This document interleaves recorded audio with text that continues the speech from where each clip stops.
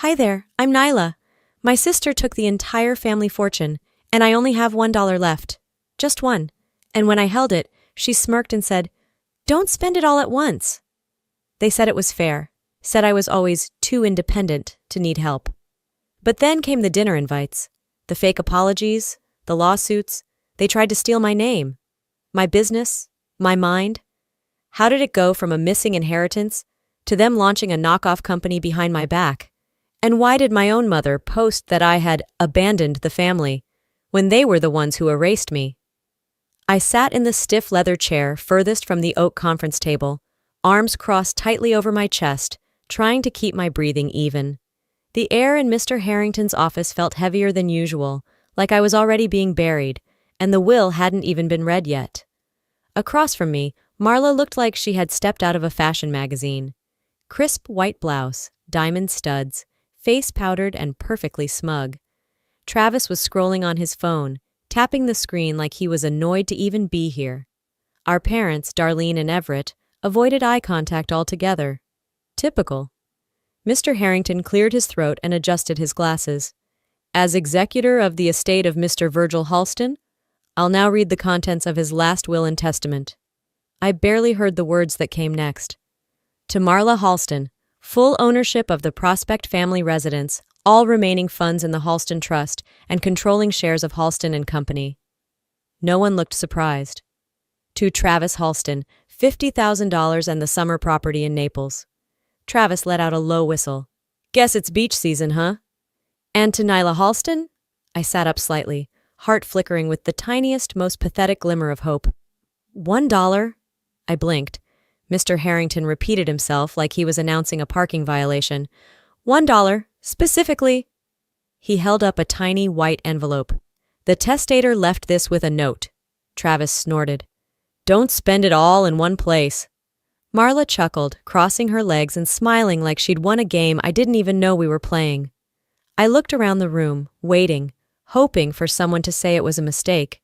No one spoke. Darlene stared at the wall like it wasn't happening. Everett adjusted his watch. Not a single word, not even a fake apology.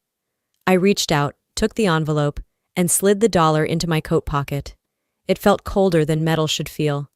No tears, no gasp, just a realization that buzzed under my skin like electricity. They really did it. They wiped me out of the family like I was just a footnote. I didn't say goodbye.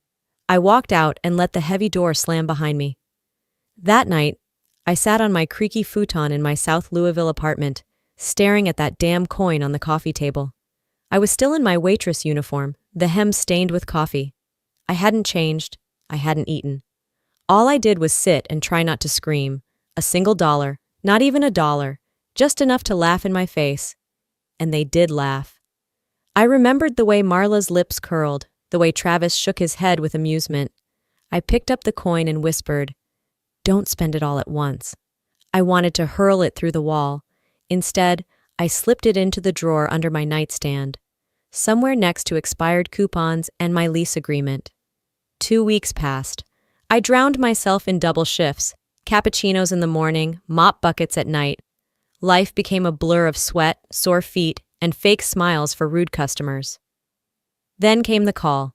It was just past 8 p.m. I was reheating a bowl of cheap ramen, balancing it on one knee while checking invoices on my phone. The screen lit up with a name I hadn't seen in months. Mom, I almost didn't pick up. But curiosity is a strange thing. It doesn't die easily. "Hi, sweetheart," Darlene said, like she hadn't watched me be humiliated in front of a room full of people. I didn't say anything. "I was just thinking. It's been a while. We haven't sat down as a family in so long. I was wondering if you'd like to come for dinner." I leaned against the counter, eyeing the flickering light bulb in my ceiling. "Dinner? Just us. You, me, your siblings. Something simple. I miss you, honey." She sounded warm. Too warm. Like honey masking vinegar. "Why now?" I asked, before I could stop myself. There was a pause. Then the laugh I remembered from childhood, the one she used when she was pretending things were fine. No reason, just felt like the right time. I didn't say yes. I didn't say no either. I just mumbled something about being busy and hung up, and I felt that heat in my chest again. The kind that comes when you're not just angry, You're humiliated. They erased me from the will. Now they wanted to play nice? That phone call rattled something loose inside me. I started replaying every little moment I had buried under years of just trying to cope. Like Christmas, 10 years ago. Virgil had called us into the living room. Marla got a shiny new iPad wrapped in gold foil paper. Travis got cash. I got a worn-out dictionary. He didn't even wrap it. Virgil handed it to me like a burden and said, "Smart girls read. Use your brain, not your mouth." I smiled, said thank you, and watched Marla post a photo of her gift to Facebook with the caption, "Grandpa spoils me." I learned something that day. In this family, obedience was currency. Silence was gold, and I was always too loud. I stared at my phone again, thinking about that dinner invitation. I almost texted back. But then I imagined sitting across from them, pretending everything was okay, listening to their small talk while they acted like nothing had happened. "No," I typed. "Thanks for the invite, but I'm not available." That was it. I didn't owe them anything. Not forgiveness, not presents, not even conversation. And that $1, it wasn't the end of something. It was the beginning of war.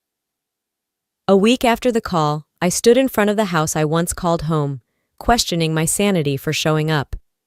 The brick exterior hadn't changed, but the porch light flickering in the early evening gave it a haunted glow. I wasn't here for reconciliation.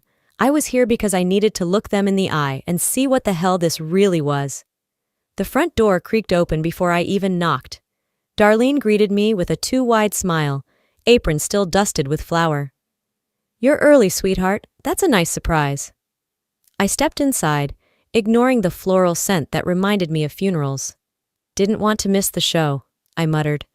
The dining room looked like it belonged in a magazine spread, table set perfectly, candles lit, napkins folded into fans. Too much effort for just family catching up. Everyone was already seated, Marla in her usual center stage spot, Travis twirling a wine glass, Everett reading something on his tablet like this was just another Tuesday. "Well, well," Marla said, setting down her fork. "The prodigal finally returns." "Let's not make it dramatic," Darlene chimed in. "It's just dinner." No, it wasn't. It was theater. And I was the only one who hadn't seen the script. I took my seat. The food was good. Of course it was. Marla made sure of that. She always believed quality food could cover up anything. Burn a bridge? Serve brisket? Commit character assassination? Pass the sweet tea? They talked about renovations, new shoes, Everett's golf scores. None of it aimed at me. Just noise to soften the ground. It wasn't until dessert, pecan pie, my least favorite, that Marla pulled a navy folder from under the table and laid it gently beside my plate. "Before you go," she said sweetly, "I just wanted to show you something we've been working on." I didn't open it right away, just stared at it like it might bite. "What is it?" I asked, voice flat. "A proposal," she said, tone syrupy. "For your business. We've seen what you're building. It's amazing, Nyla, truly. And we thought, why not help you scale it?" Travis added, "You're already doing the heavy lifting. We could take care of the back end, logistics, marketing, the boring stuff." Darlene nodded quickly. "Family helping family, honey. That's what we do." I finally opened it. Inside, a full-blown partnership breakdown. They'd mapped out revenue projections, hiring plans, supplier networks, like they'd been watching everything I'd built and plotting how to take it. They were offering me 40% of my own business. The other 60%? Split between Marla, Travis, and our parents. I looked up slowly. "So, let me get this straight. You want majority control of something you didn't lift a finger to build?"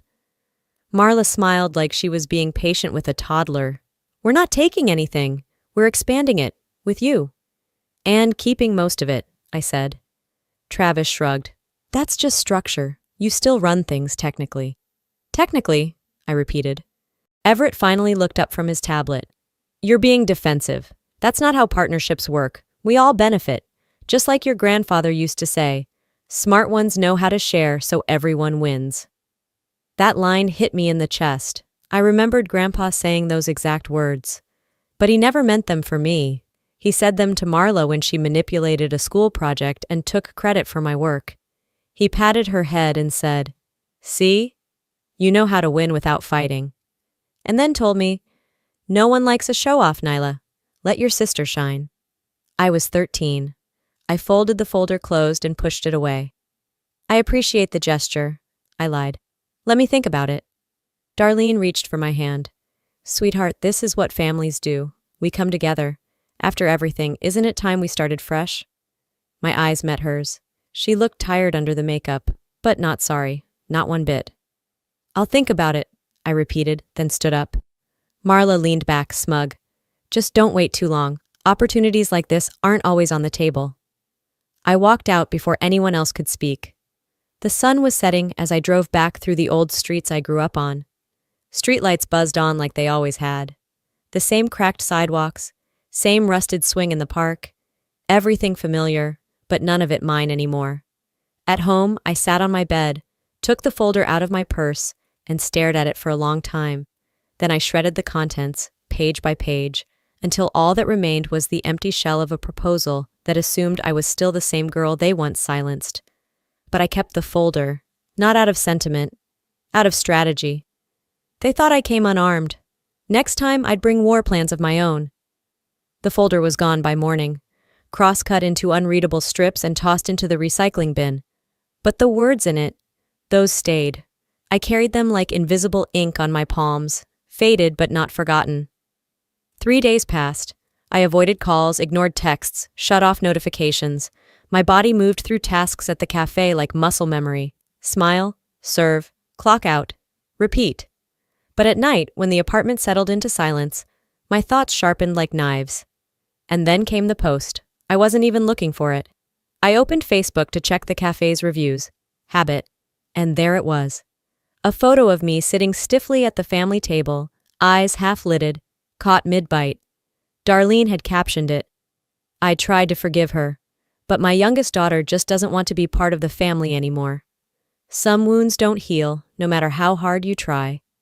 Hundreds of likes, dozens of comments. So sad. Kids today are so ungrateful. You're a good mom, Darlene. You did your best. Sounds like your daughter's got issues. Some I didn't even recognize. Distant relatives, women from church, old neighbors, strangers. I didn't respond. I didn't like or comment or message, but I read every word, every misplaced sympathy. And for the first time in a long while, I felt truly alone. My mother had painted me as unloving, ungrateful, unstable. And the world bought it. Because the world loves a mother's pain. Never mind if it's staged. I shut my laptop and leaned back into the couch cushions, staring at the cracks in the ceiling that looked more prominent than last week. My mouth was dry, but water wouldn't fix this kind of burn. This wasn't new, just more public. I was 14 the first time she used me as a lesson. We were at a church potluck, and Darlene had been telling a story about how Marla saved a lost child at the grocery store. Except it didn't happen that way. I'd been the one who spotted the little boy crying near the pharmacy. I told the manager. Marla was on her phone the entire time. I corrected her, gently. Actually, I saw him first. Marla didn't even notice him. Darlene's face didn't crack. She smiled at the group and patted my arm. Nyla's always had a wild imagination. I was grounded that night for publicly humiliating her. That was the moment I understood. Our family didn't live together. We performed together. Now she was performing again, on Facebook. And this time she brought the whole audience with her. 2 days later, I found out how deep the knives really went. I was wrapping up a shipment list when my supplier, Leo, a wholesaler in Atlanta, sent me a message. Hey, just double-checking. You're still the only rep for Halston Reclaim, right? Got a call from someone named Marla saying she was expanding your ops. I stared at the screen, pulse thudding. No.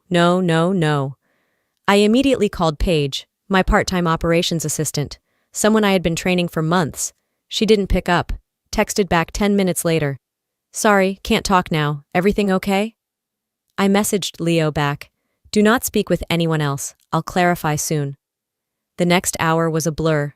Email searches, call logs, screenshots. Then I saw it. An internal doc from our launch deck, forwarded from Paige's account 2 days ago to Marla's email. I called Paige again. She answered this time. Hey, she said lightly. What's going on? You tell me, I said. Why is Marla calling my suppliers? Why does she have internal projections I only gave you? A pause. Then, she said she was part of the family, that she wanted to streamline things and support you. I didn't know it was a big deal. You didn't know? My voice dropped. Paige, that document was confidential. You broke every clause of your NDA, and worse, you gave my business plan to the one person trying to steal it. She said it would help bring everyone together. You don't even hear how stupid that sounds, do you? I thought you wanted support. What I wanted, I cut her off, was someone I could trust. I ended the call before she could cry. I didn't scream, I didn't throw anything, I didn't sob. I sat down at my desk, pulled out a notebook, wrote 3 names at the top of a page. Darlene erased, Marla, entitled page, used. And next to those names I drew a 4th line. It was blank, but I knew what would go there eventually. They'd all made one critical mistake. They thought I'd walk away again, that I'd retreat, lick my wounds, and stay silent. But I was done playing the quiet one. I didn't have a business degree. I didn't come from money. I didn't have a backup plan. But I had rage, and I had clarity, and I had the kind of motivation that came from being thrown to the wolves and surviving. The next morning, before the sun fully rose, I made a phone call. Not to Marla, not to Paige, and definitely not to my mother. I called a lawyer. They declared war. I'd finish it, legally. 5 days after the lawyer call, I was back at the shop, reviewing restock invoices and checking packaging slips when the chime above the front door rang. I glanced up, expecting a customer. Instead, there she was, Marla, dressed in soft blue cashmere, sunglasses still perched on her head like she'd just come from a brunch she didn't pay for. She didn't announce herself, just walked in like she owned the place, like this was her turf. I thought I'd stop by, she said with a smile too smooth to trust. You know, sister to sister. I didn't move from behind the counter. You're not on the schedule. She laughed, unbothered. I just wanted to talk, face to face, not through lawyers or texts, just talk. I didn't offer her a seat. She didn't wait for one. I've been thinking, she said, leaning lightly on the glass case of restored handbags. What you've built here, it's impressive, Nyla. Honestly, I don't say that enough. You don't say it at all, I replied, already tired of her voice. She ignored that. You're brilliant at the front-facing stuff, branding, visuals, sourcing. But I know back-end. I've run events, coordinated deals, handled budgets. You don't have to burn yourself out doing everything. Here it comes. You handle the creative, she continued. Let me deal with the business stuff. I already talked to some suppliers. I know how to get margins tighter. We can scale faster if we just streamline. I raised an eyebrow. Streamline? She nodded. Give me access to your books, your platforms, the vendor contracts. Let me take that pressure off your plate. You can breathe again. So that was the pitch. Smile while you take over. I stepped out from behind the counter, arms crossed. Okay, I've got questions. Marla blinked. Sure, go ahead. Who handles risk liability in your plan? I asked. She paused. We'd work that out together, I assume. You assume wrong. She tried to smile. Look, I'm just trying to help. Okay, who owns the infrastructure? The storefront, the website, the inventory software? Who gets that in writing? Her lips thinned. Nyla, it doesn't need to be that complicated. We're family. No, I said, my voice calm and ice cold. We're competitors. She stared at me, mask slipping. For a second I saw it, the control freak behind the designer perfume. We're not in business, Marla, I said, eyes locked on hers. We're in opposition. She stood straighter, tucking her hair behind one ear. You're making this harder than it needs to be. Funny, I said. That's what Paige said before she handed you my business. Marla opened her mouth to speak, but I'd already turned toward the back office. The conversation was over. 2 days later, a courier knocked at my apartment door. Manila envelope, firm seal, my name handwritten in formal script. Inside was a letter, on the stationery of a local law firm. The return address? Everett Halston. I read it twice. We understand recent misunderstandings have created unfortunate strain. Family matters are best resolved within the family. We invite you to return to open communication. No more escalations. Let's avoid embarrassment for all parties. We extend this with peace. It wasn't signed with love, just Darlene and Everett Halston. It looked like an olive branch, but it smelled like threat. They wanted me to drop legal action, quietly, without fuss. No headlines, no lawyers, no trace. Peace. The kind that always meant surrender. I folded the letter, placed it on my desk, and opened my laptop. I called my attorney. We're moving forward. He hesitated. Are you sure? This could get messy. There's no precedent for family business splits this personal. I'm not trying to set a precedent, I said. I'm trying to build walls. He nodded on the other end. Okay, then we go all the way. Trademark separation, entity registration, financial firewalls. Yes, I said. Everything under my name, every account, every supplier, every digital asset. And if they challenge ownership of anything? We fight, I replied. Legally, ethically, professionally, and I want it airtight. This wasn't just defense anymore. This was declaration. They'd tried to take the one thing I created without them. Now I was building it into something no one could touch. By the next morning, I'd filed ownership of the company name federally, claimed digital trademarks, applied for exclusive vendor agreements. Every contract now included a clause, no third-party family affiliation. I walked into my shop like I'd walked into a fortress. The line was drawn. They thought I'd crumble under pressure, that I'd back down if they smiled hard enough, wrapped their control in love, painted poison as partnership. But they'd miscalculated again, because now I knew my worth, and I was done asking for permission to defend it. The envelope was thick, ivory, and perfumed. That's how I knew it was a trap. It arrived Thursday morning by courier, tucked into the metal mailbox outside my shop. No handwritten note this time, just a printed card that read, Family dinner, a moment of reflection and resolution. Location, Rossetti's. Private room, 7 p.m. Friday signed, Darlene, Everett, Marla, and Travis. A signature block, like they were executives on a board, not blood. I stared at it for a while, then placed it flat on the counter next to my laptop. That's when I caught my reflection in the shop window. Shoulders back, jaw tight, a woman already done with apologies. I didn't call to confirm, didn't text to decline. I just showed up the next evening wearing all black and my court heels. I wasn't dressing for closure. I was dressing for combat. Rossetti's was the kind of place people picked when they wanted to pretend they hadn't burned bridges. Candles on every table. Waitstaff who whispered. A room so quiet you could hear the silverware breathe. They were already seated when I arrived. Darlene wore pearls. Everett looked like he'd stepped off a golf course. Travis scrolled on his phone like he was bored. And Marla? She stood as I entered, arms outstretched like this was a family reunion. Thanks for coming, she said, voice all frosting. I didn't come for dessert, I replied, sitting down and laying my phone face up on the table. We barely made it through drinks before the real reason revealed itself. Marla reached into her designer tote and pulled out a thick folder. She slid it across the table toward me. This is a formal proposal, she said smoothly, to restructure the business, legally and fairly. I didn't touch it, she continued. You'd retain 40% ownership. The rest would be shared between the family. That way there's no division. It's all in-house. In-house? I echoed. I live alone, and I built this alone. Everett leaned forward, his tone shifting from casual to calculated. Honey, nobody's trying to take anything from you. This is just a way to keep things professional, stable. Travis finally looked up from his phone. Honestly, Nyla, this is a good deal. We're offering you protection. Without us, you'll hit walls you don't even see coming. I reached down, unlocked my phone, and tapped record. I'm not here to cooperate, I said clearly. I'm here to document. That made them shift. Darlene coughed into her napkin. Everett's mouth tensed. Marla's fake smile cracked just enough to reveal the steel underneath. You're recording us? She asked, voice sharp. You're sitting in front of me with a lawyer and a pre-signed contract, I answered.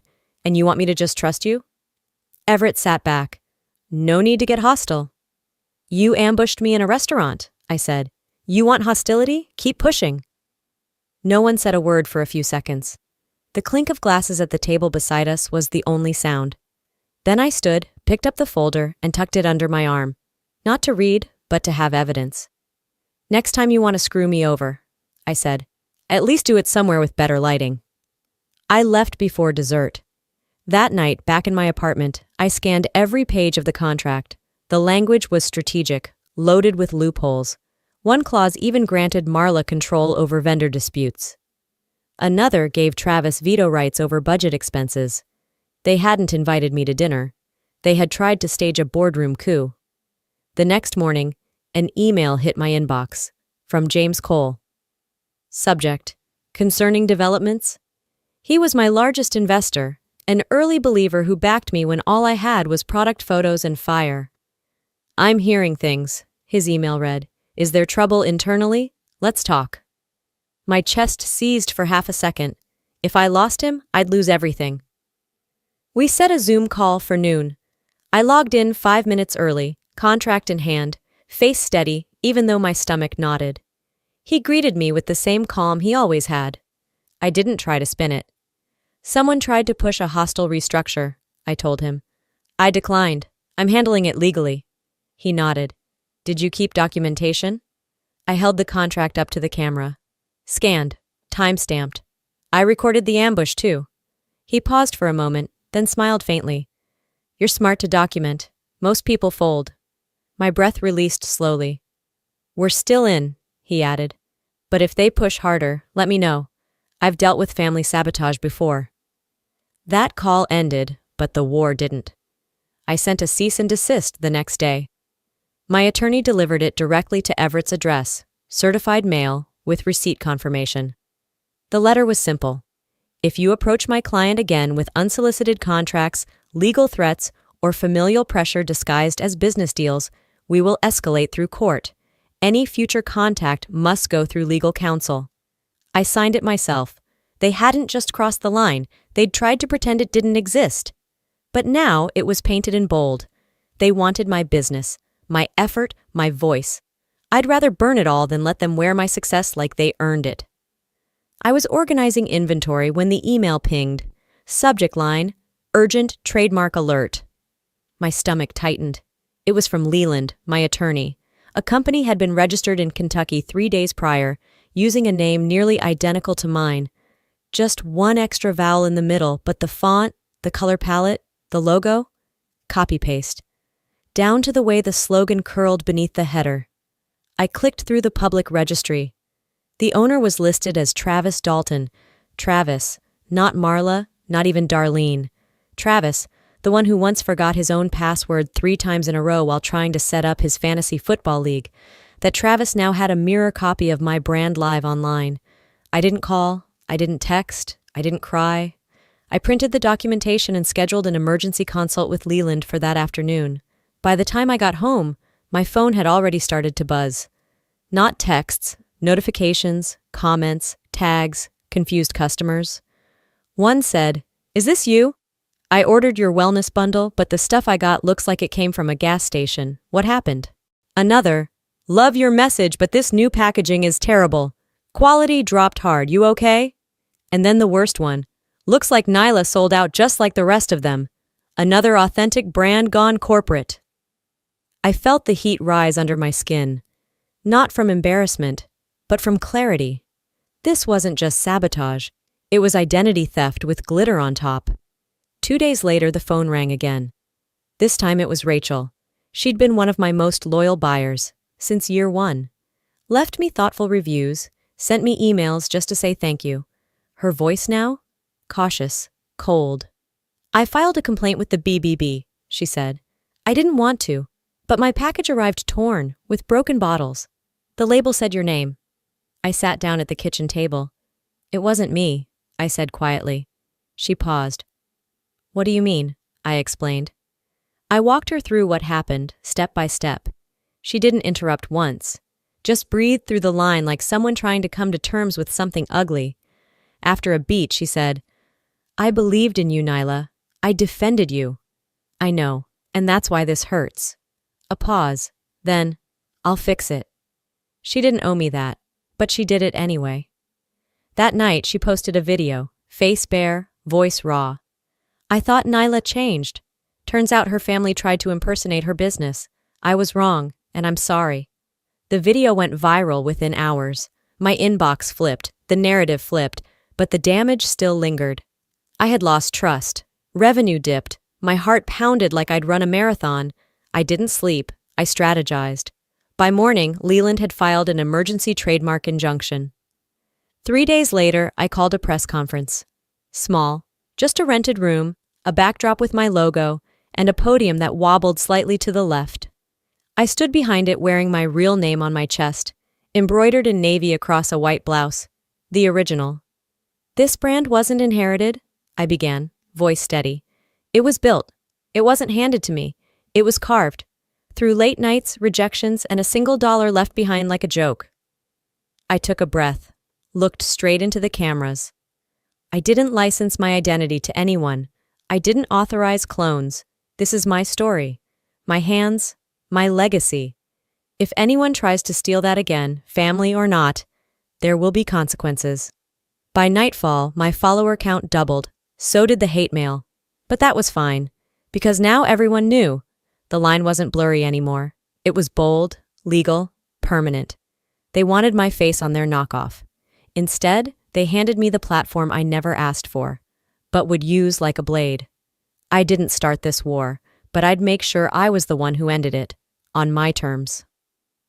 1 week after the press conference, I woke up to another email from Leland. Subject: "We have a bigger problem." He'd attached a screenshot of a new business registration under the name Nyla Wellness Collective. The site was live, same layout, same product names. They even listed fake bios for team members, down to a fictional founder's journey that sounded eerily like mine, just stripped of truth.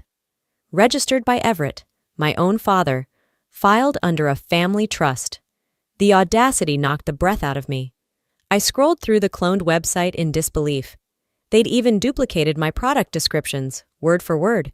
The same lavender oil recipe I wrote on a napkin 2 years ago was now their heritage blend. It wasn't identity theft, it was a hostile takeover. By lunchtime, my inbox was swamped. Customers were confused, distributors unsure which platform was official.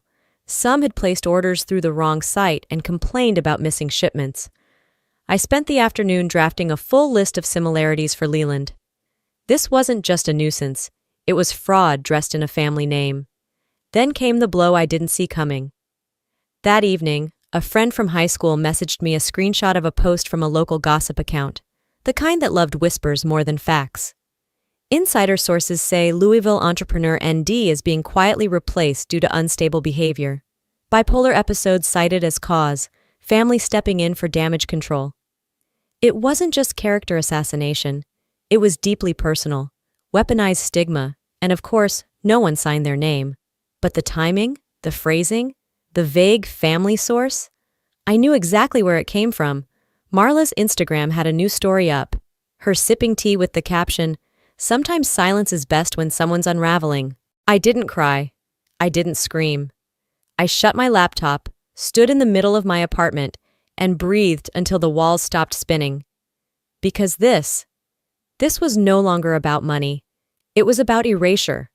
They were trying to rewrite me out of my own creation, frame me as unstable, replace me with a version of myself they could control. And it was working. My follower count dipped. Affiliate partners paused contracts. One customer DM'd me, "Are you okay? I'm worried. Should I still buy from your shop?" I didn't know how to answer. Later that week, Travis tweeted something cryptic. "It's heartbreaking when you try to help someone and they just self-destruct." The next day, a post from my aunt. "Families aren't perfect, but lies hurt more than love ever could." They were orchestrating a campaign, a slow bleed. So I did what they never expected. I gathered my people, Leland, my assistant Clarissa, and Mel, my PR consultant, and laid it out flat. This is no longer about protecting the brand. This is about protecting me. We drew up a 4-phase legal strike, restraining orders against Everett and Marla for business interference, trademark infringement suit, defamation countersuit citing the gossip article, a formal petition to Google and Shopify to take down the fake site. Then I did something harder. I sat in the dark that night, phone turned off, and let the silence in. No music, no TV, just me and the mess. And I finally cried. Not because I felt weak, but because I felt clear. Clear about what I'd lost, and what I wasn't willing to lose again. The next morning, I put on my blazer. Not for a meeting, but because it made me feel unshakable. I walked into my office and sent out a press release under my full name. Nyla Dalton takes legal action to protect her business and identity. Attempts to discredit her mental health are both false and malicious. Her legal team is pursuing every avenue available to hold the offenders accountable. I posted the statement to my socials.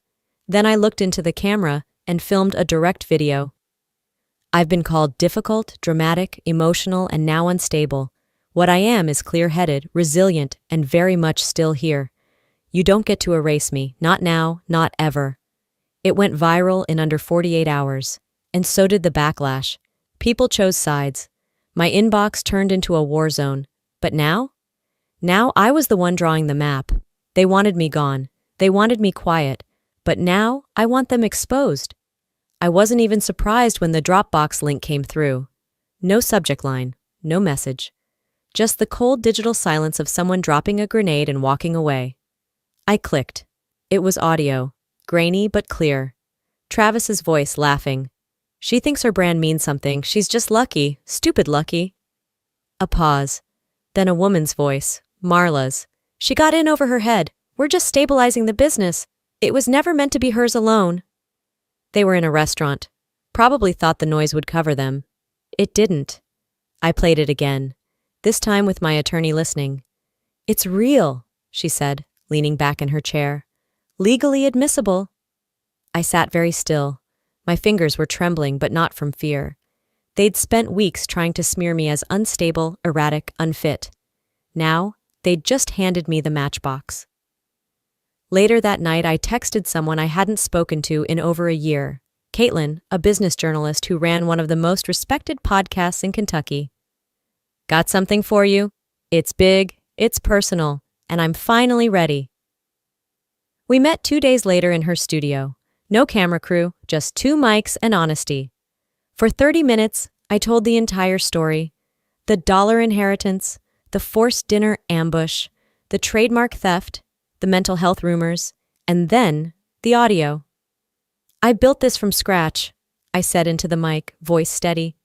They didn't just try to take it, they tried to unwrite me. Caitlin sat in silence for a beat before whispering, "Damn." She published the episode that same evening. By sunrise, it had over 200,000 plays. By noon, my inbox was a war zone again, but this time, it wasn't filled with suspicion. It was solidarity. I stand with Nyla. Family isn't ownership. $1 start. My old customer Rachel posted a video holding one of my original bottles. She didn't just build a business, she gave us something real. Don't let them take that away. And then came the tweet that flipped the narrative for good. James Cole, investor. Now that's a founder worth backing. I cried. Not in despair this time, but in relief. It wasn't just me in the arena anymore. The next step was obvious. I called my legal team and greenlit every move. A cease and desist to Everett and Marla's fake company. Formal defamation filings against Travis. A civil suit citing emotional distress and reputation damage. Requests for takedown with every platform hosting their clone site. But I didn't stop there. A local news station reached out for an interview. We'd love to give you a platform, Nyla, the producer said. But we'll need to blur names and faces for privacy. No, I told her. They didn't blur their attacks. I won't blur my truth. We filmed in my store. No makeup team, no PR script, just me and the camera. I looked straight into the lens. They threw dirt on my name, I said. But here's the thing about dirt. It doesn't bury truth, it buries lies. And that audio? We played it, in full. No bleeping, no editing. The segment ran during prime time. It hit hard. That night, I saw the video being reshared across LinkedIn, Facebook, even TikTok. And for the first time in weeks, I slept through the night. Not because it was over, but because I had pulled the mask off every lie they'd thrown at me. They wanted to cover me in shame. But it was their masks that just caught fire. 2 weeks passed. The noise didn't stop immediately, but the power behind it did. First came the court's decision. The fake company my father registered dissolved. The judge called it a deliberate act of brand sabotage. Next came Travis, who, I later learned, tried to dodge the injunction. He was fined heavily, then referred to the state attorney's office for intellectual property fraud. His smug grin was nowhere to be seen the last time he walked into court. Marla, meanwhile, had been sitting on the board of a local eco-brand. Not anymore. They issued a press release the same morning my podcast hit national charts. We value integrity. Effective today, Marla Emerson is no longer affiliated with our company. My phone buzzed with a message from an unknown number. Just one sentence. I never thought you'd actually go through with it. I didn't reply. They knew who they were. As for my parents, they went silent, at least in public. No more passive-aggressive Facebook posts, no cryptic tweets, just quiet. But behind the scenes, something stirred. A week later, a courier delivered a padded envelope to my store. No return address, just my name and handwriting I hadn't seen in years. Inside was a short letter from my mother, the real kind. No legalese, no threats. Just this. We hurt you. I hurt you. If the day comes when you're ready to talk, I'll be here. There was no apology for the will, no mention of the smear campaign. But for the first time, I felt something real behind her words. I didn't write back. I folded the letter carefully and placed it in a small wooden box, right next to the single dollar I was left with. My legacy didn't start with rage. It started with rejection. It grew from silence, from the cold shoulder, from every dinner where I sat 3 seats too far away, from every gift that reminded me I was the afterthought. But it blossomed in the fire they lit to destroy me. I opened my 3rd storefront that Friday. Nothing big, no balloons or ribbon-cutting ceremony, just clean windows, soft jazz through the speakers, and the smell of lavender soap. Customers showed up with flowers. A few cried. One handed me a letter she had tucked inside her tote. You made me believe I could start over again, too. R.C.